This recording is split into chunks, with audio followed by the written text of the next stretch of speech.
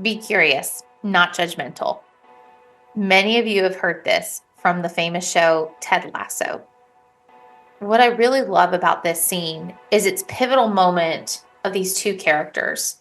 It's really showing the importance of not underestimating individuals. It really advocates for curiosity because that leads to better understanding and connection.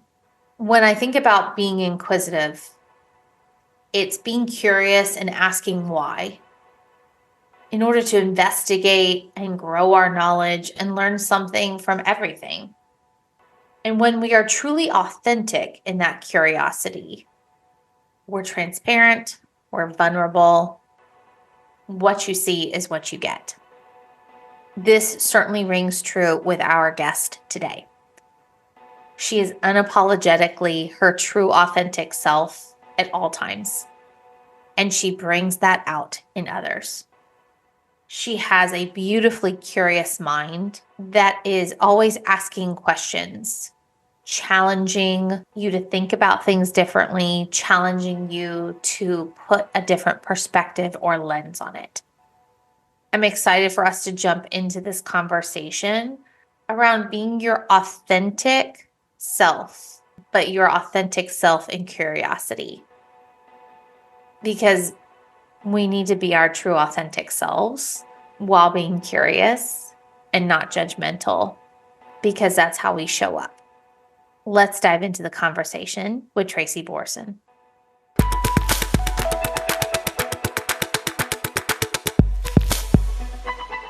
On today's episode, I am so excited to have Tracy Borreson calling in from Canada. Hi, Tracy. Hey, Misha. Great to have you. Tracy, introduce yourselves to our listeners and tell them a little bit about your organization and what you do to help entrepreneurs. Okay, so I always say, it's a big question. Who am I? Because I'm many things. And one of the places I love to start is that I'm a mom, because my organization exists because I am a mom. I fully identify as the mompreneur. Having my son made me realize that a lot of the things I was doing in the corporate marketing arena were not meaningful to me. And so I left and went on a personal brand journey to figure out who am I and what do I want to be when I grow up. And so one of the things that I discovered during that journey is what I now call my obsession with authenticity. And one of the struggles I had in corporate marketing is that there's really not a lot of authenticity that exists. People don't talk about it. It's not a priority. And so I struggled with that. So when I went out into the big world on my own, then I was like, oh, okay, well, what is authentic for me? I don't really know. I guess I should experiment with this. I'm a huge fan of experimentation. That's like the scientist side of me that never could manifest in anything sciencey, because I also have a stomach issue that makes me sick at the sight of anything. Which is a story for another time.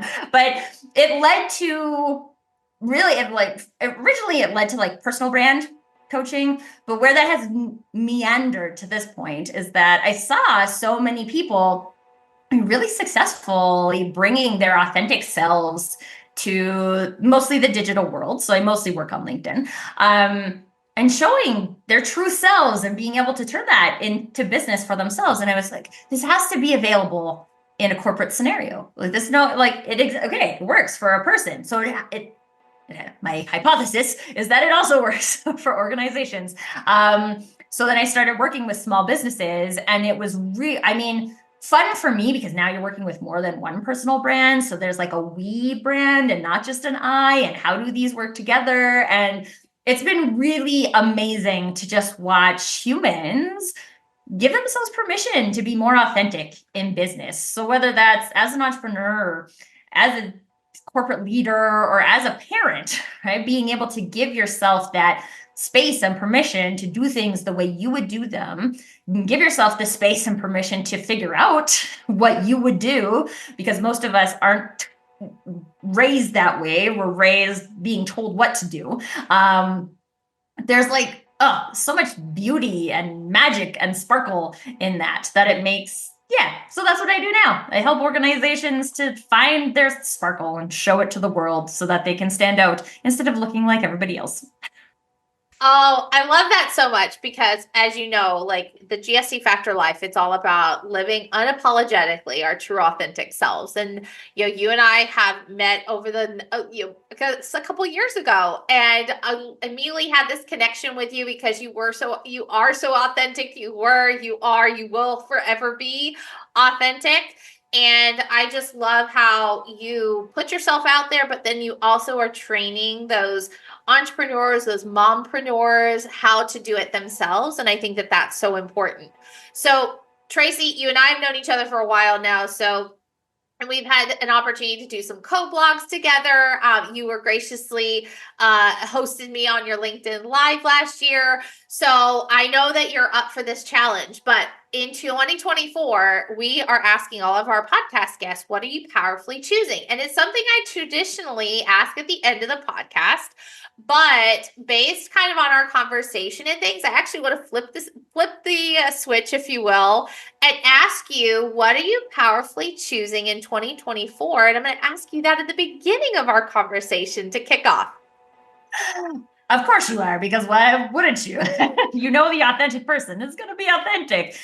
Okay, so when you ask me that question, my immediate response is, what am I powerfully choosing? This is a good question.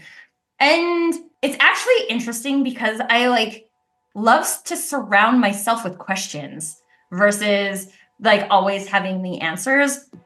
I have this group that I do LinkedIn Lives with once in a while called the Digital Download. And one of the things this was a while ago that this has gotten shared, but there was a panel of experts and AI. And they were giving the same questions to both of the things. And AI always had an answer for the question. And the experts didn't necessarily always have a question. Or an answer. They might look for more context, or they might ask an additional question, but they didn't necessarily have a question. And in that, I was like, this is so interesting, because is the answer another question? Maybe. And as I think about that, I have this poster on my wall that says, "What do you wonder?" And so, not really in alignment with what are you powerfully choosing, but I use it as a prompt often, because when I think about authenticity, my definition is doing or saying what you would do or say when you would do or say it. And so a lot of that is based in what do you see, right? What do you feel? My husband laughs at me all the time because I'll watch shows like Rudolph the Red-Nosed Reindeer and be like, this is a personal branding story. And he's like, okay. Because I see that, right? I see that because I see the world my way. And that doesn't mean that everybody sees it that way, but I see it that way. And so when we tap into these types of things, what do I wonder? When I meet a new person, what am I curious about? Because not everybody's curious about the same things. I always think that the answer is in the question. So I realize I did not answer your question with all of my additional questions, but we can see where we go from there. And maybe by the end of the episode, I will have decided what I'm powerfully choosing. But here's what I love about that, right? Is you've tapped into being inquisitive, right? Which is, we can learn something from everything. For those of us, and I don't know if you're a Ted Lasso fan or not, but we're being curious and not judgmental, right? It's asking those questions so that we can continue to get additional context, so we can gain knowledge, right? Knowledge is power, and asking those questions is a really good way. I think it's being curious, but it's also in a way also being present, because if you're asking questions, it also shows how engaged you are, and it shows, hey, listen, I actually am really interested in what you have to say. So when we tie all of this into powerfully choosing, not sure but you are your true authentic self, and you are always asking questions, and you're always that curious mind. When you are out there in the entrepreneurial world, working with organizations literally all over the world, What is that thing that pops up for you as you are being curious and helping them and diving into what their problems are to help them with their solutions? What is immediately coming up for me is the lack of curiosity. So I'll ask a question and it'll be like, no one has ever asked this question before. And you're like, I mean, it's not because I think my questions are like the most genius questions. I'm like, and again, like the Rudolph the Red-Nosed Reindeer thing, I see things a specific way. So I am presented with this and I see it and I'm like, well, what about this? And people are like, what do you mean? So here's a really great example, because I am close to being convinced that all of the problems that exist in marketing are because the pieces of the puzzle are not connected, not because individual pieces of the puzzle are bad or wrong or even not functioning, but it's because there's a disconnect somewhere. And sometimes the disconnect is a people process. Sometimes the disconnect is that, like, yeah, we have the website over here, but it's not really doing anything. It's just like hanging out over there by itself. And then we're like, we need to refresh this and we need to pay $5,000 for someone to rewrite this. And it's still disconnected from everything. So yeah. Anyway, my assessment after looking at a lot of different things. But I always feel like I'm the only person coming in here asking about, like, how are these connected?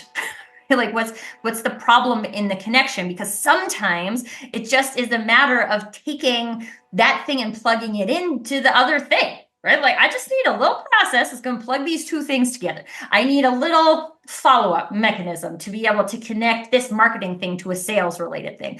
I need to know what's going on in sales in order to support them with marketing, right? Like, it's really not. It's very rarely a problem with a website or digital ads or that your podcast isn't good, right? It's just like, okay, well, you have this podcast, except you're not telling anybody you have the podcast. So maybe you should tell people that you have the podcast. And then there's also lots of ways of doing that. So I think we've kind of gotten into this habit in society that there's one easy way, and my job is to go and find the one easy way that works for all people. And it's just not a thing. So we go and we search and we're trying to find this one thing. And quite honestly, everybody who has a solution is telling you this is the one thing that you need to make your business successful. Except the thing is that if you implement that one thing with like no commitment, then the one thing isn't going to work. Even if it could work for you, even if it has worked for other people, if you implement it with no gusto, then it's not going to do it. This is something I've experienced also as like a fractional expert, coming in and people being like, well, this is what you're here to do. You're supposed to make all this work. Like, so now what we did is we created another puzzle piece that's not connected to anything, right? Like that is not going to help anything. The problem is in the connection. And so I would rather you have 3 puzzle pieces that are connected and functioning really awesomely than for you to have 20 puzzle pieces that are disconnected. And at the end of the day, I'm the eyes here. Right? Like I'm the question asker, because I think this again is like kind of just part of me. I can't not ask questions. I've always been very bad at just like doing what I'm told. I mean, like, let me understand. Why am I doing this? What is the benefit of doing this? How does it benefit me? How does it benefit you? Like, can we discuss this? I remember having a conversation like that with a CEO of mine once for like 45 minutes. And I'm sure the task she had asked me to do probably would have taken like 5 minutes. But the point was that this thing you're asking senior marketing leader to do has no value for the organization. And so instead of me just going away and doing that, I would rather have this conversation so we can understand that there's no value associated with this, because otherwise you're going to keep asking me to do it and it's going to have no value again next time. So I do think I think also another problem with that is that, especially in corporate work environments, we do not create time for this, right? There's not, you're supposed to come in, you're supposed to work for 8 hours, and then you're supposed to go home. And then because people do that, they try and shut off as much as possible when they get home. So they're not thinking about it. So then they haven't thought about it when they come into work, and they don't have time to think about it when they come into work. They just do the things. And so there's no space for people to even look at Like, what am I doing here? Okay, every time I go through this process, it gets stuck in approvals. Okay, what's going on here in approvals? What is this? I've had companies I work with who have like very strict brand guidelines, so strict that nothing gets published.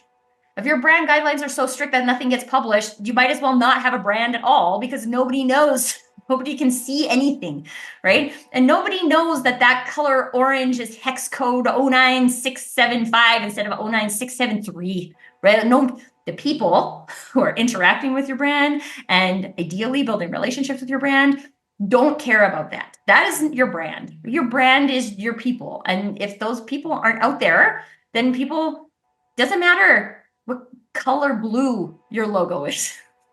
It doesn't matter. So, and again, like, we get caught up and we get bad advice, right? There's lots of people and lots of places on the internet where people be like, the most important thing you can do for your brand is choose a brand color that is aligned with your ideal client profile. I've gotten to the point where I'm like, you know what? If you want to believe that, then that's fine. But also just pay attention to how many mental calories you are spending on a color, so that those mental calories can't be spent elsewhere. Because I only have a certain amount of time in my day. I can only focus on one thing.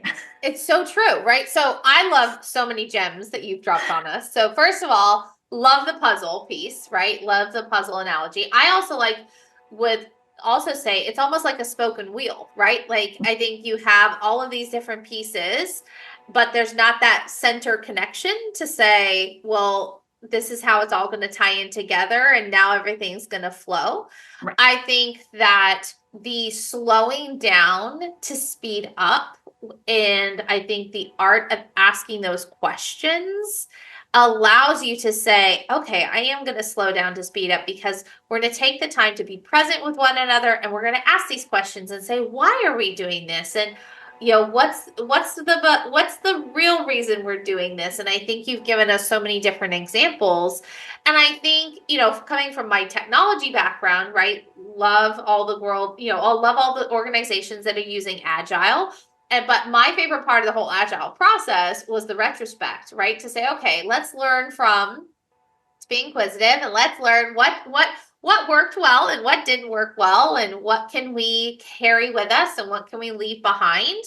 But part of that is slowing down to speed up, to ask the questions and to take the time. And I think so many organizations are just going, but they're not being intentional with the activities that they're doing. And if they would just slow down a little bit and ask even just one more question, I think that the teams would be happier. I think that the intentionality would be there with productivity, and also the authenticity is there, right? Because if you allow those questions to be had, it may completely change the trajectory of that project or that assignment or that task. Well, and it can also change relationships, right? So one of the things that I like, one of the deepest impact moments that I had with a team member, we were in between VP of sales. So I, as the VP of marketing, was managing the sales team. And so we had this sales rep who was so stressed out because she was such a bad procrastinator. And like, I'm so bad. I'm such a procrastinator. And so I was like, okay, like, let's talk about the tasks that you feel like you're procrastinating. Because she was also like one of the most effective people in her call rates. She was doing lots of things. So I was like, let's look at what you are concerned about that you're not doing. And so we looked at all of these tasks, and I was like, could it be that you're actually good at prioritizing and not a procrastinator? Could it be? That questions, right? Being inquisitive. And these are some of the things. It is harder to do from an internal perspective about ourselves, right? Because we get caught up in these mindsets. I'm a procrastinator. And then I'm looking at solutions outside of me, how to not be a procrastinator. Except the problem isn't actually that you're a procrastinator. You're actually really good at prioritizing things. And so what now we've seen is that, like, there's this list of things that you continue to not prioritize. Do they need to be done at all? Okay. And so what the activity we actually went through doing was we took all those tasks away. We're like, yeah, there's just like all of these tasks that you're feeling really bad because they're overdue, but they're not important. They are not urgent. And actually what you're doing is an amazing thing in being able to prioritize the things that are meaningful. So it can also change those. I mean, it can change personal dynamics too, between spouses and moms and dads and kids and all of these things. When we stop and we look at like, well, that's what you're seeing in yourself, but this is what I see. Could it be that? And like, especially when it's a like, oh, being good at prioritizing is actually a skill versus like being a procrastinator, which is quote unquote bad. So like, oh, could it be that I'm actually just good at prioritizing? Good job, Sylph. I know this is an audio only show, so I brushed my shoulder off just so people can get the visual that goes with that. But this is the power of being. But if I, as a manager, was too busy to have that conversation with her, then she would have just kept thinking that she was a procrastinator, which is not helpful from a personal brand ownership perspective. Do you think a salesperson is going to go out and rule the day when they have like overarching narrative about themselves is that they're a procrastinator? Heck no. What if you can change that perspective to like, I'm good at prioritizing. Okay, I feel like the energy shifted there. And now those calls that you do make are going to be much more productive calls. And yeah, this is the thing. This is why I love the concept of being inquisitive. And I also just want to say too, because I think a lot of times people think this has to take a lot of time. That conversation and activity of cleaning out the entire thing took about 15 minutes. It was not long, and it changed our relationship on a go-forward basis. It changed her effectiveness in her communication strategies for 15 minutes, folks. But that's because it's intentionally done, and it's not making it such a big change, right? Like, what if every leader in your organization took 15 minutes out of their day to look at one employee, right? To get one, and I don't know, some people are still managing like 150 people, which I think is just like bad structure, but that's for a different show. But like, even if that means you could do every employee twice in a year, right? Like, what if it made that kind of difference every time? 15 minutes a day, 15 minutes a day. And I will tell you, this is the one thing I've also learned about myself since becoming an entrepreneur versus working in corporate. Because when I worked in corporate, I was a senior level leader. It's expected you are going to work more than 8 hours a day. So it was very common for me to work 12 up to 16 hours a day. And now I work not even 8 hours a day. Most days I work 5 hours a day because I'm also a mom of a 5-year-old. And so I have other responsibilities that need to exist most evenings.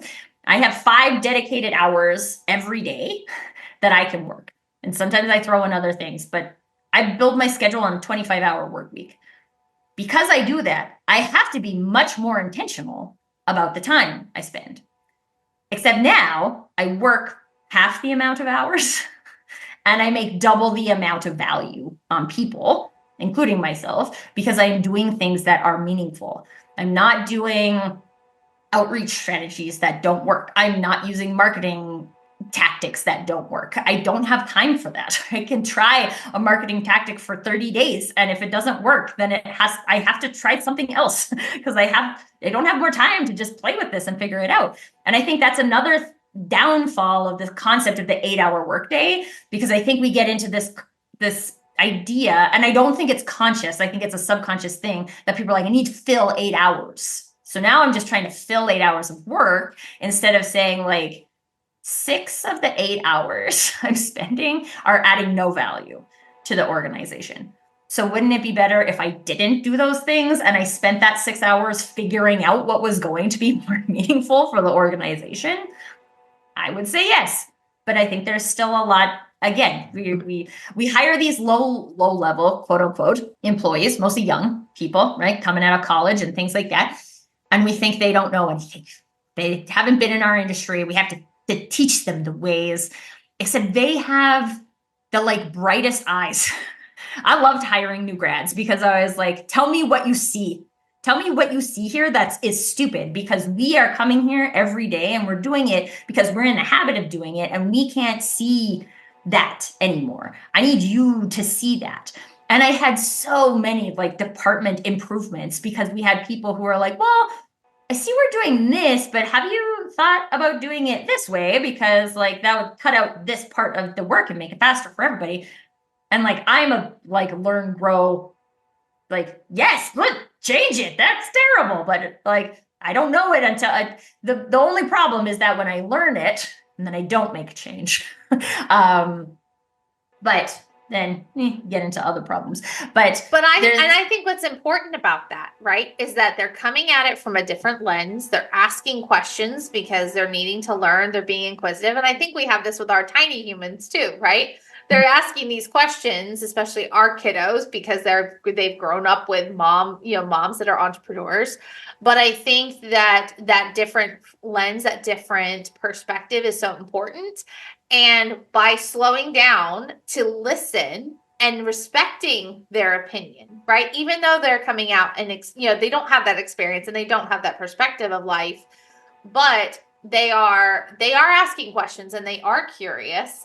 And so slowing down and then actually pausing to say, I'm respecting you. I'm going to be present with you. I'm going to listen. And I'm not going to dismiss you. I'm actually going to hear you. And I think that if we were all to just do that a little bit more in our organizations, how much more would get done? How much more innovation would there be? How much more dreaming big would there be? And I think that that's so important for people to take away.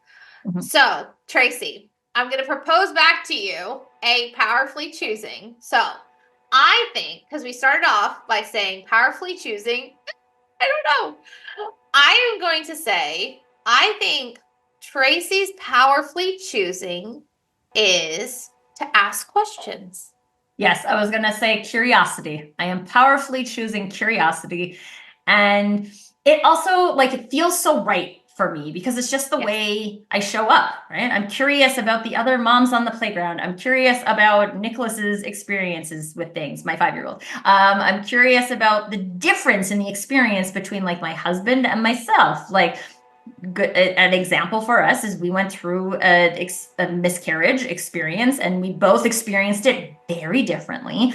And there was like, you can't assume that someone is experiencing the same thing the same as you because you're just making a bad assumption and it's not going to work out. And like curious about people in the workplace, curious about people on LinkedIn, curious about why Misha has a podcast, curious about like, it just is, it's fun for me. It is. And so, yes, I'm with you. I am powerfully choosing curiosity. There you have it. And I thank you for embarking on flipping the switch and doing that question at the beginning instead of the end. That was really fun. I'll have to find some others who are brave enough to do that. All right, Tracy, what is the best way for people to get in touch with you if they want to connect with you? You're very powerful on LinkedIn, but also in case they want to work with you. Okay, so normally I would say just connect with me on LinkedIn, but LinkedIn has made a whole bunch of changes to the algorithm lately that makes it very difficult for people with free accounts to connect with people who they might want to be connected to. So I'm also going to give my website. So my website is tlbcoaching.com. You can get my contact information from there. You can book a call directly from there. And we can, although you will mostly find me hanging out on LinkedIn. So if you want to hit a follow, you can definitely do that. But I'm more a fan of getting connected to people than to people following me. Although you should also know, if you follow me, I will see that and I will probably send you a connection request. So there's a way you can get around the sneaky algorithm there. Yeah, that's the best way. Let's have a conversation. I'm a question asker. This is who I am by nature. So I want to know more about you. The thing that I think is a big downfall, specifically in the marketing arena, is that service providers think that their solution is the solution for all people. And I do not believe that. I do not believe that one solution is ever the right solution for all people. The reason why there are so many different options is because there is the right combination for you. And so what I'm all about is helping people decide what's the right combination for you. And so if that is what you're looking to do, then let's talk about it and find the right combination for you and just get a little curious. Yes. Well, thank you, Tracy. So great to have you. Love your energy. Love what you bring to the authentic conversation. And thank you to our listeners. And be sure to connect with Tracy. We'll put all of her connections into our show notes. And we just want to remind everybody, don't forget to get shit done. Thanks for listening to the GSD Factor Podcast. If you liked this episode, please rate and subscribe on your favorite podcast platform, where you can also find previous episodes. Let's also connect on LinkedIn and Instagram. If you're looking for more information on the GSD Factor, visit us at gsdfactor.com. And always remember to GSD, get shit done.